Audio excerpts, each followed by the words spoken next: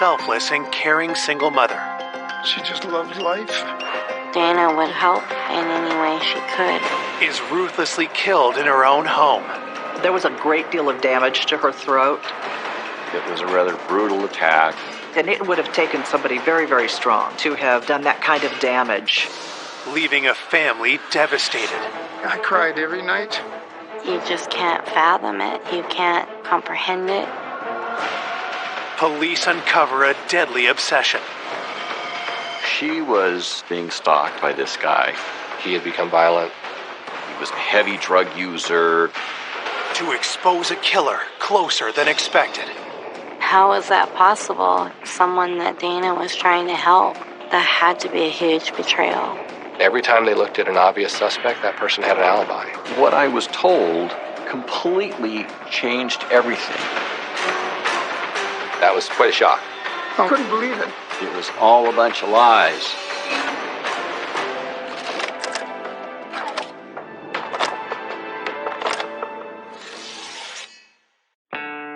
Puyallup, Washington. A charming and peaceful town at the foot of Mount Rainier. The city of Puyallup is about 30 miles south of Seattle, 6 miles east of Tacoma. It's just a nice little town. It's a community, a lot of families, parks. Has a small town feel to it. There's a lot of small businesses. The downtown area is easily walkable. It's a terrific little community. The tranquility is shattered in August 2001 when police get a call from a worried couple who cannot reach their nanny, Dana Laskowski, even after several attempts to contact her. We got a call from Dana's employers that she hadn't shown up for work. Her employers assured us it was very unusual for Dana to not show up. An officer is sent to Dana's home to investigate and arrives at 11 a.m., 3 full hours after she was expected to arrive for work. The officer arrived. He knocked on the front, knocked on the back door, and found the back door ajar. He walked in the back door, walked through the kitchen, and through the house, and found an adult female who's deceased on the couch in the living room. Working off a general description, the officer identifies the victim as Dana Laskowski. The crime scene is secured until detectives from Puyallup PD arrive. When we found her on the couch, we see the position of her body, and that's unusual.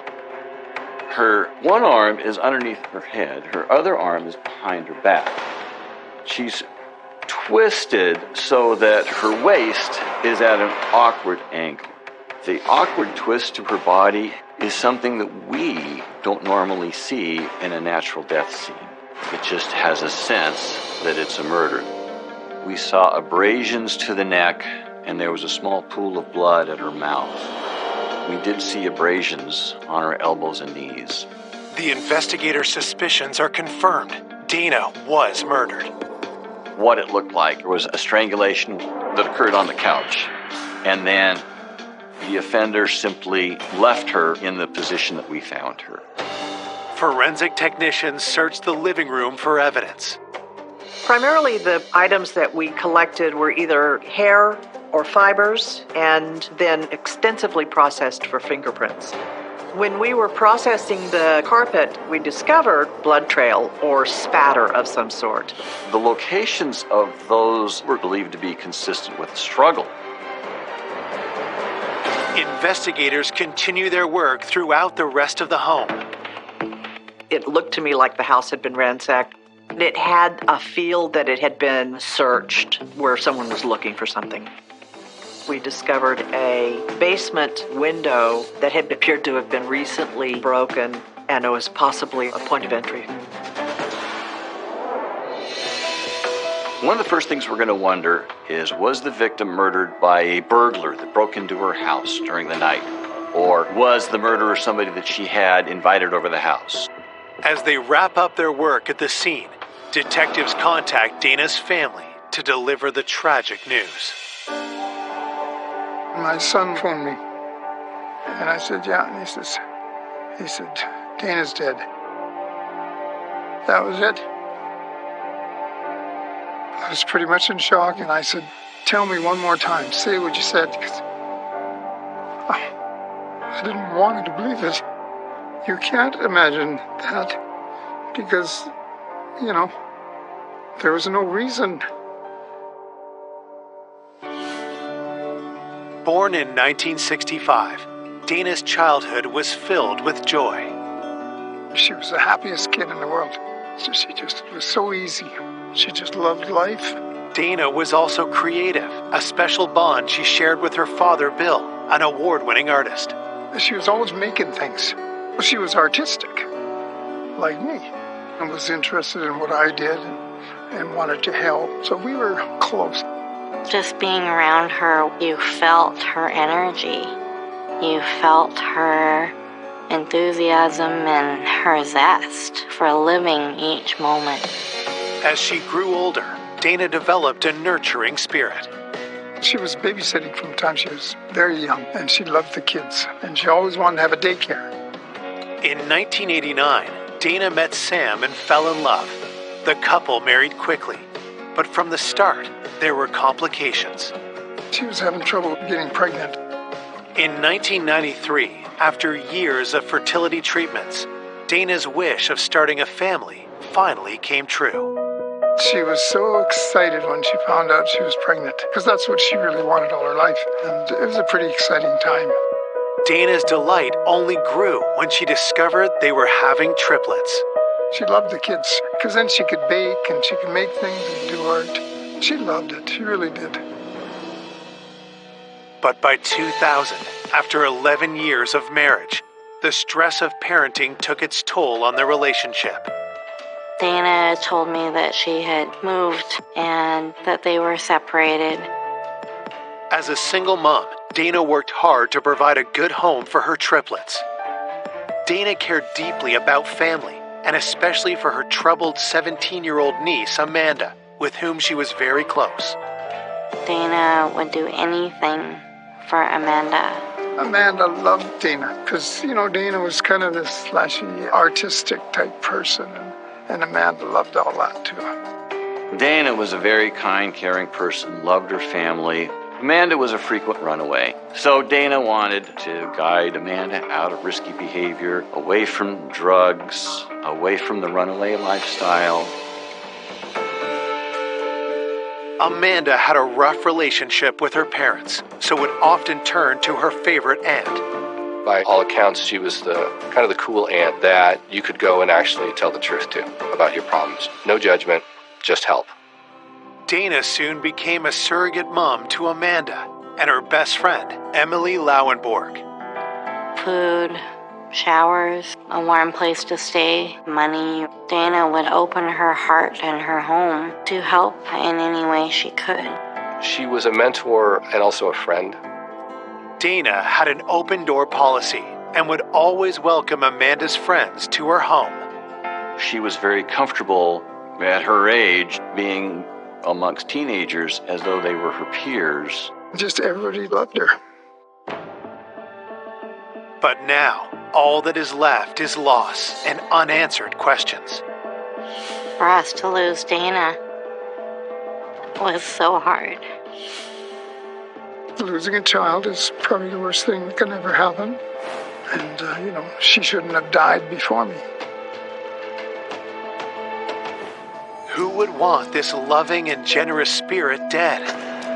And why? This murder was very unusual.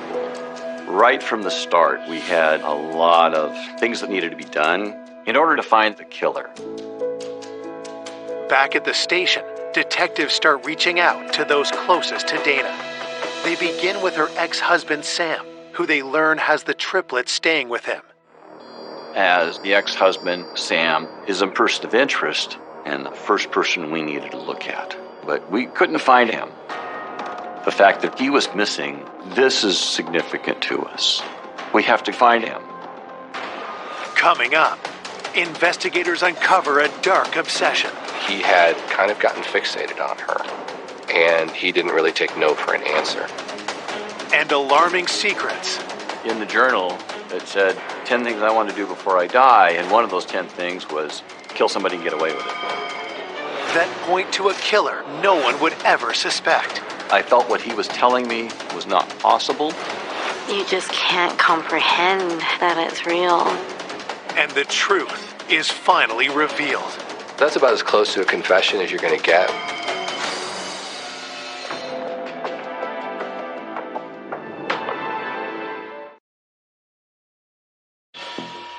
Police investigating the murder of mother of three, Dana Laskowski, are trying to track down her estranged husband, Sam, when suddenly they receive a surprise call.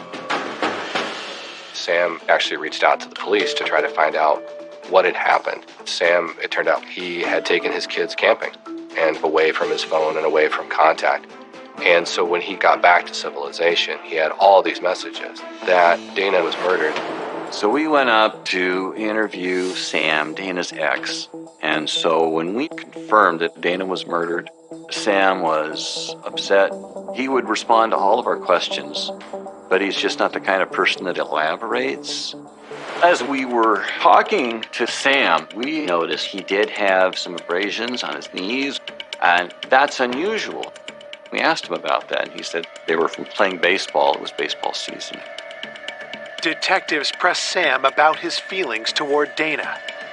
When asked about his relationship with Dana, Sam described it as they were estranged, but they co-parented their kids, and they've had arguments, but overall, they were trying to make it work. Sam and Dana just grew apart. When she moved away, she was so excited. I think it made her feel good about knowing that she could be independent, and I think that was important for her to be able to do that on her own. We just felt that Sam was mad at Dana for having relocated 3 hours away and had split the family, and the hopes of having a family and a marriage were dashed and destroyed. Was that enough to push Sam over the edge and harm Dana? Based on the information that we had about her ending her time with her husband and becoming estranged, we thought Sam had possibly come over to discuss something that has to do with custody, and they'd gotten into a fight, and the fight resulted in Dana's death. Police ask Sam where he was the night of Dana's murder. Sam said that he had left his kids at his home and he went and got gas. He showed us a receipt for that gas. He said the next day he went camping with the triplets.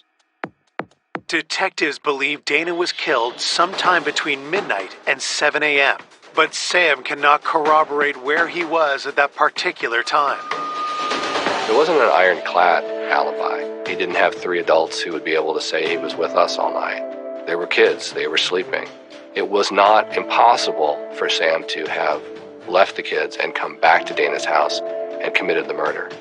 And we looked at the possibility that he filled up his gas tank, drove to Puyallup, killed Dana, and then drove back to the kids at the home. Investigators press Sam further. Sam denied killing Dana. When we approached Sam for his fingerprints and his DNA, he was not necessarily agreeable or cooperative, didn't like the idea that he was a potential suspect. He certainly didn't like the idea that we thought that he might be responsible for her murder. Sam didn't really want to cooperate with requests for DNA and hair samples. Sam's behavior may be suspicious, but police have no concrete evidence to tie him to the murder. You can't charge someone with a crime just because their alibi isn't ironclad. You can't charge them with a crime because they can't prove they were someplace else. You have to prove that they committed that crime. There has to be evidence at the scene that connects the person to the crime. And so in this particular case, they didn't have that with Sam. While police seek hard evidence against Sam, Dana's autopsy results come in. The results were that she had died of strangulation. The cause of death was a fracture of the cricoid cartilage in her throat. There was a great deal of damage to her throat, her windpipe, and it would have taken somebody very, very strong to have done that kind of damage. We were going to be looking for an offender who had upper body strength and prone to flying into a rage. Because of the fracture of the cricoid cartilage, takes a great deal of strength. And a strangulation itself takes a very committed attack. The victim generally fights back. And then the attacker has to double down on the strangulation while the victim is struggling back. Just to think that Dana struggled and fought for her life, it's just wrong. It's all wrong. Looking for new leads, detectives turn to Dana's niece. Police contacted Amanda as she was a relative and somebody who knew the victim. And what Amanda said was that Dana was the kind of person where she could go over, do laundry, maybe get a little bit of money. That was who she was, and that's how she helped out Amanda. And she didn't know what had happened or who would want to murder her aunt. Detectives also speak to the couple who employed Dana as a nanny. When asked if they knew of anyone who might want to harm Dana, their answer is chilling. Dana's employers told us that Dana was being stalked by this guy. Her employers told us that Dana had said that if anything happened to her, he'd be the one. And that was significant to us because I'm looking for a killer.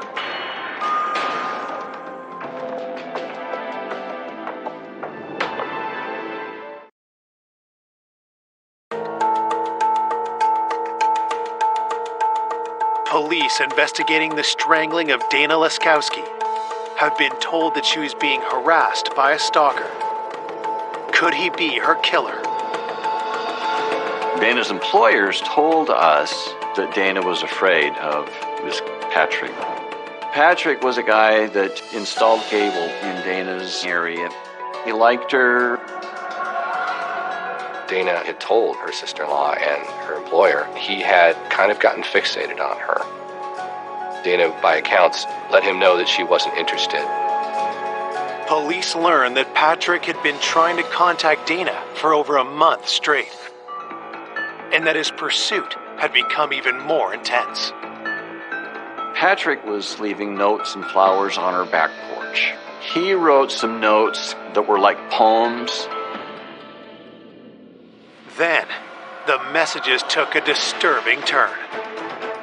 Dana's friends told the investigators he left her a note letting her know that he had been observing her and seen her doing things inside her home that he wouldn't know unless he was observing her. Dana mentioned that she was concerned about someone possibly watching her. The thing that really concerned Dana was that it appeared that he had her under surveillance. Dana had actually told a couple of people that if I ever turn up dead, Patrick did it. Investigators checked Dana's phone records, searching for any clues. The phone records indicated that Patrick had phoned Dana repeatedly. It wasn't just some guy who, sent her a couple extra texts and then disappeared. This was somebody who was going beyond that, doing stalking type things that would be concerning in any context. When investigators look into Patrick further, they make an alarming discovery. Patrick was driving a white van. It was a ladder truck. We had neighbors that had identified a white van in the area around Dana's residence prior to the murder. His work van had been seen in the alley behind the house. It was a white van, so it matched the description that the neighbors had mentioned. Pretty much demanded that we look at him as a very real suspect in killing Dana. Did Patrick's obsession with Dana turn deadly? We immediately got a search warrant for his DNA, for his locker, for his vehicle. On September 2nd, detectives find Patrick at his home address. We served the search warrant on him. He was very belligerent and very uncooperative with us during the service of that search warrant. He didn't want to answer questions. He didn't want to let them in the house. He did the kind of things that you might expect somebody to do if they had in fact been stalking someone and had gotten caught doing that. Investigators bring Patrick down to the station where they tell him Dana has been murdered. His demeanor changed 180 degrees from being belligerent and confrontational to Dana is dead. He says, I'm sorry, I didn't know that. I didn't kill her. Here, please take my DNA, search everything. I'm not the one who killed her. Detectives asked Patrick where he was the night Dana was murdered. Patrick said that he was at work that evening. He then hung out with some friends and went to bed. Once given the information for his alibi, investigators looked into it, and they were actually able to verify it. He had an alibi and could not have committed the murder. We also ruled out Patrick's ladder truck with the van the neighbors told us that they saw drive around Dana's residence. There was nothing in the service of the search warrant or in our investigation that indicated that Patrick wasn't being truthful with us. Given what he had done and the ways in which he had scared Dana prior to that, he's very lucky that his alibi could be confirmed.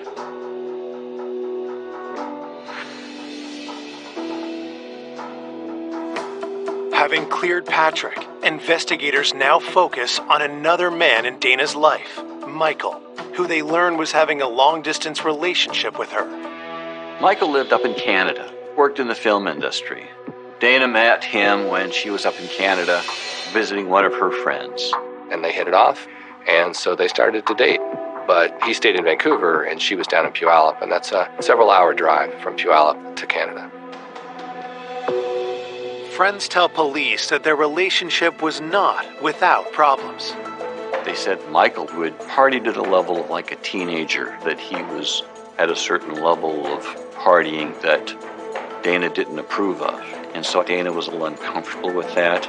There'd been a point where Dana had broken it off, but he was still interested, so they tried to make it work and get back together.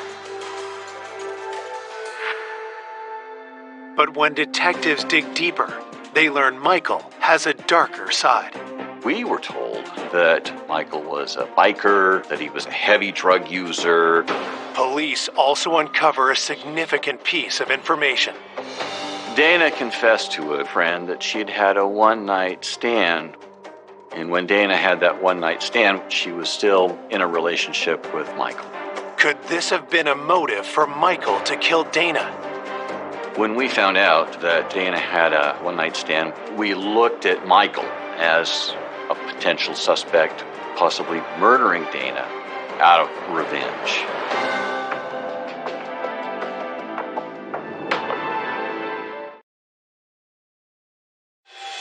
Investigators searching for the killer of single mother Dana Leskowski have a new possible suspect, her boyfriend Michael.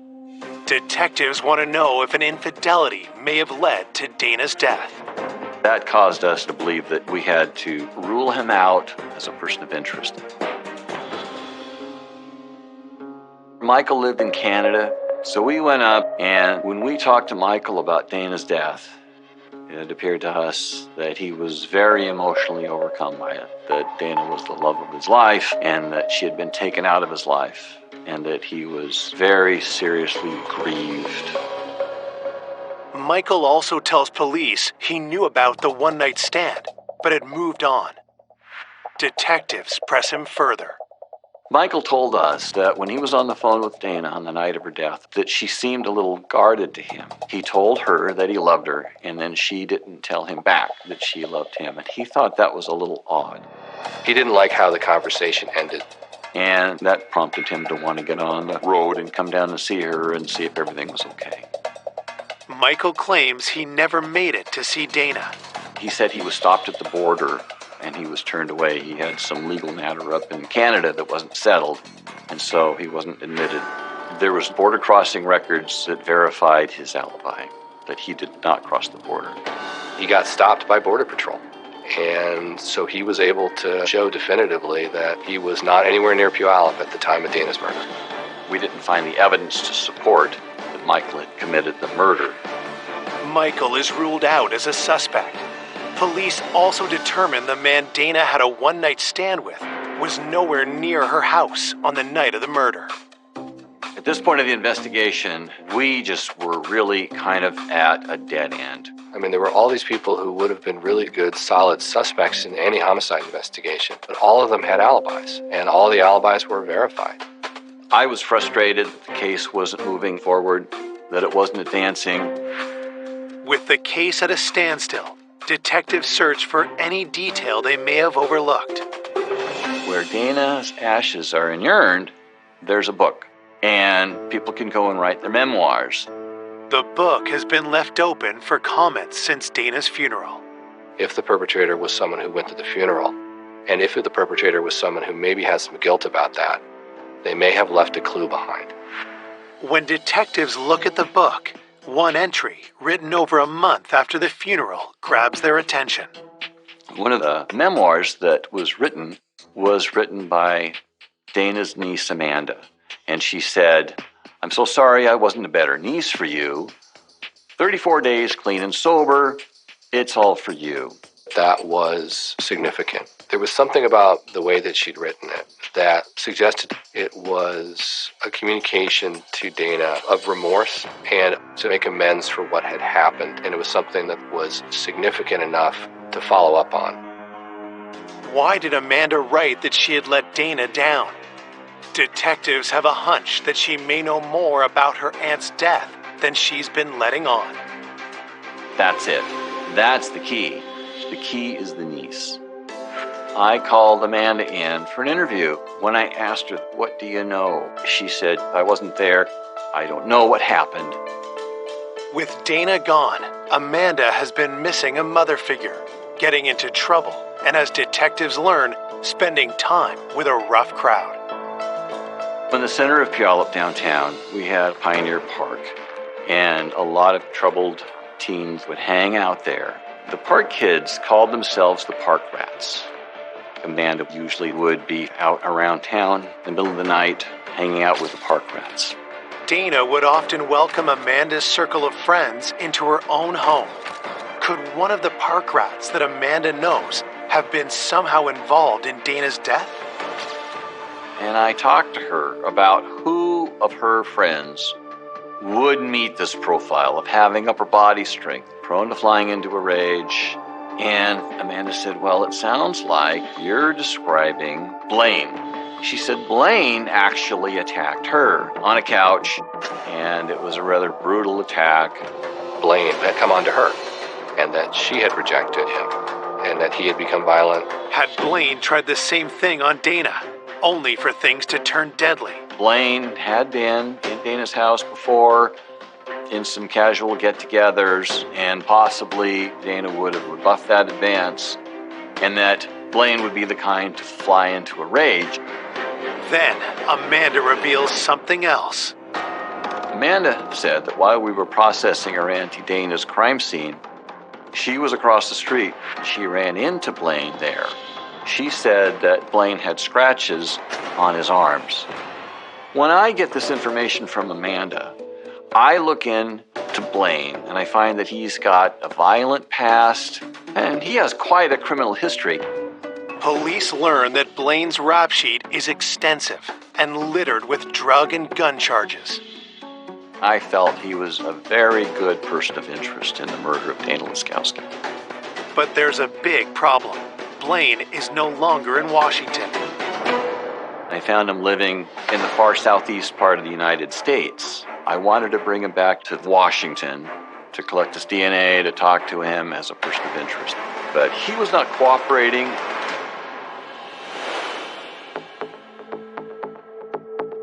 As investigators attempt to extradite Blaine, they seek out known criminals he's associated with and find one of them, a friend of Blaine's, serving time in jail. I sat down with him and I said, "I'm looking at Blaine as being responsible for the murder of Amanda's aunt. He's got this upper body strength, he's prone to violence." And he looked at me and he said, "Blaine didn't kill Amanda's aunt." What I was told completely changed everything.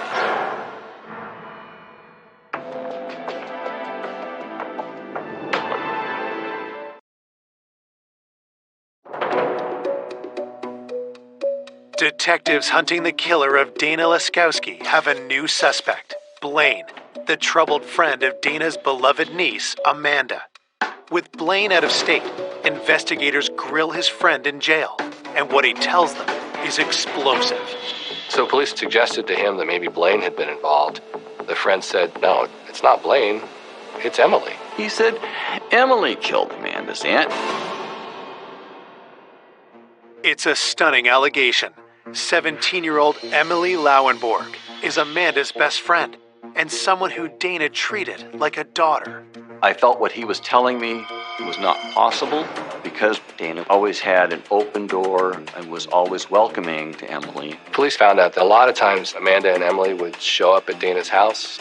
Dana was somebody that Emily could go to safely regardless of the circumstances, and Dana would take her in. So as you can imagine, that was quite a shock to the team. To confirm his story, investigators speak to other members of the Park Rats. Two of these kids told me, yes, Emily killed Amanda's aunt. Blaine didn't kill Amanda's aunt. Nobody doubts that Emily did it. Nobody. One of these individuals told us that Emily was doing a lot of drugs. Had Emily's reckless behavior somehow played a role in Dana's death? I was told that they all had nicknames for each other, and that Emily's nickname was Mutant. The first nickname that we called her was the Mutant, because she was stronger than any other girls that we knew. Everybody's scared. She'll beat your ass. She'll knock you out. She was tough. She would challenge them to wrestling. She would beat them in wrestling. She was very intense. And I was told she's able to choke people. She would wrap one arm around their neck, grab the other hand, and flip their body over her hip. And that was consistent with the body position that we found Dana Laskowski in. Twisted at the waist, with one arm behind her back and an injury to the neck. And so the initial thought that it can't be her was slowly replaced with, well, maybe it could be her. She's intense, she's strong, and everybody seems to be kind of scared of her. Did Emily actually kill Dana? And if she did, what could be her motive for committing such a heinous crime? Investigators bring Emily in for an interview. I sat down with her, and I had a tape recorder, and she said, "Aren't you going to turn that thing on?" I would say she was quite self-confident, a little cocky. She was not particularly cooperative with efforts to talk to her about what happened. I said, here you are, sitting in a police station under suspicion of murder, and you're playing this game with a detective. And I said, look at these people right here that have told us you killed her. And she said, those people are lying, and that she didn't do it. She got very angry. Those people are lying. When investigators ask Emily where she was the night of the murder, she dodges the question. She was bartering and arguing with me and not really giving me a clear defense and denial.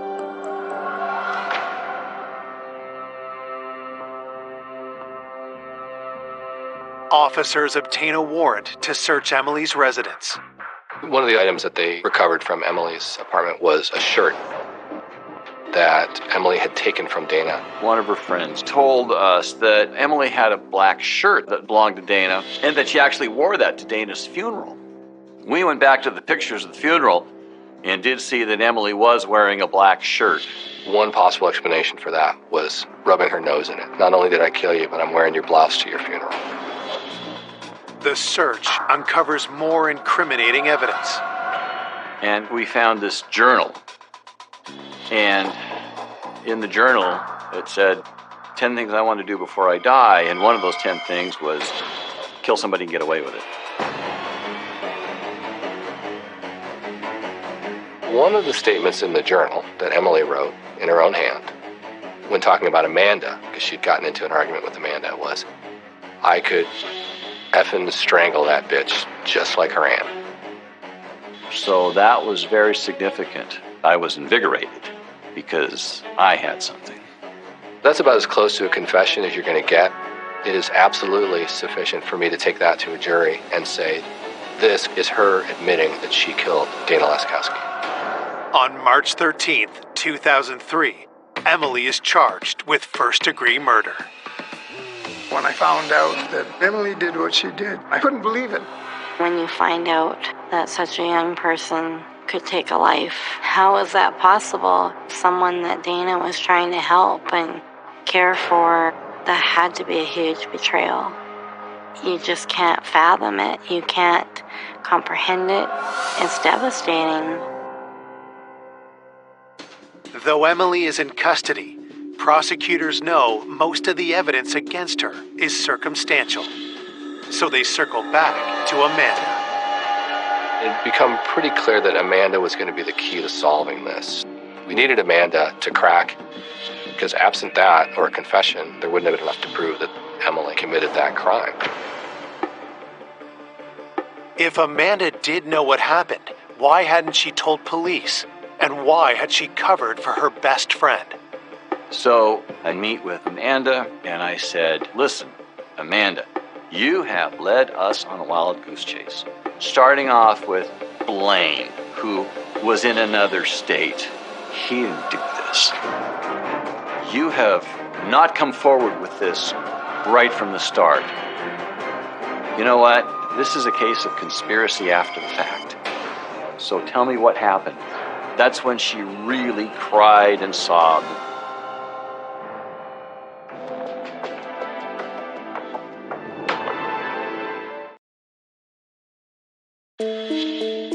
Police have charged local teen Emily Lauenborg with the murder of Dana Leskowski. Now, investigators suspect Emily's best friend, Amanda, Dana's own niece, may also be involved. I said, all right, tell me what happened. You've sent us on every possible goose chase and every rabbit trail you could head us down. It was all a bunch of lies. Through tears, Amanda makes a horrific revelation. Amanda disclosed that she and Emily came to Dana's house and they came to the back door. They were high on some drugs and they just went up to try to get some money. And Emily was rude and Dana said, you girls have to go. Things quickly escalate.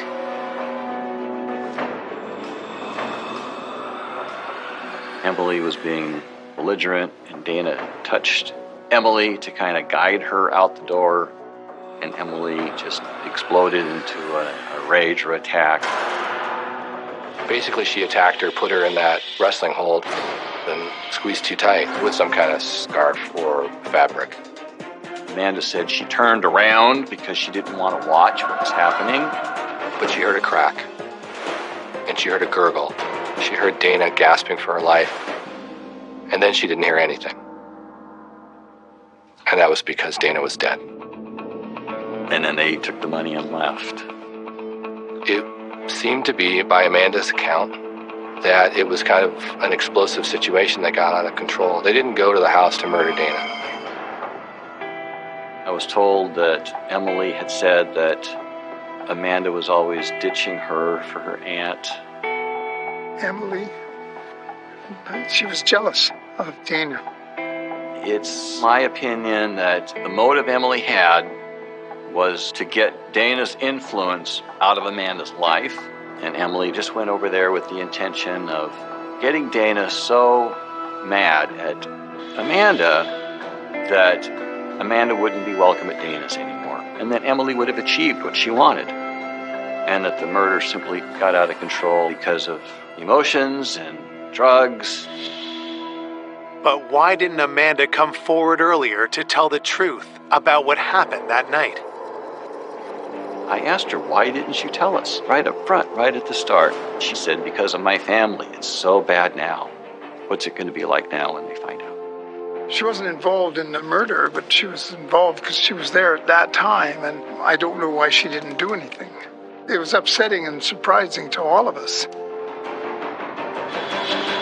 Prosecutors need Amanda's testimony to have any hope of convicting Emily for murder. Amanda agrees and will not face any charges herself. If she's charged with a crime, then she has the right to remain silent. She was the star witness for the case.